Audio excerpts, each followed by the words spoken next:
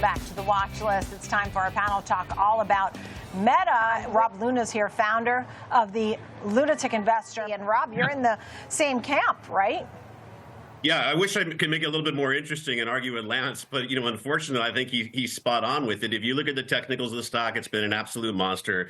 It's obviously been overbought, so I think this pullback I expected to happen a few days ago should create somewhat, like Lance said, of a buying opportunity. But when you look at this stock, it's a dominant player.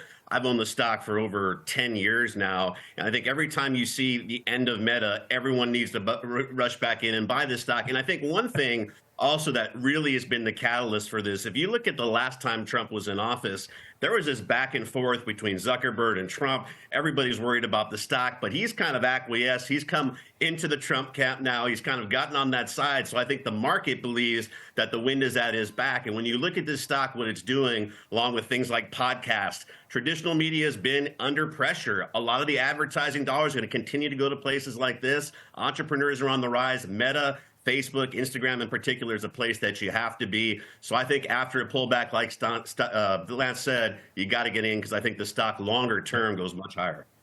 Yeah, well, at 740 today, the high was 740.91. It also pushed the triple Qs, looking at the NASDAQ 100, to new all-time highs.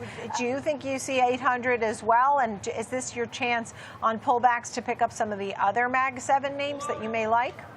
Yeah, well, I think, like Lance said, the valuations of the stock are not bad. It is definitely overbought. It all depends on your time frame. I think the stock sees much higher than 800 over a longer period of time. And then, look, as an individual investor, you have to think, what is your cost basis in this? So if you've got, very low cost basis, you're not going to actually sell much here, lock in those taxes. If you got it in a non-taxable account, that's not so much of an issue. But again, this, I believe, needs to be a core holding for most long-term investors. Some of the other Magnificent Seven, one thing I think that's been a little bit of a laggard is Alphabet. That one has not been keeping pace. I think there's a lot of things that are going on there, again, with this transition over to YouTube. I think there's some opportunity right there in that name right now. But yeah, Amazon, Netflix, Google, Meta, those are all names that I own, our subscribers own. Those are longer term names for us.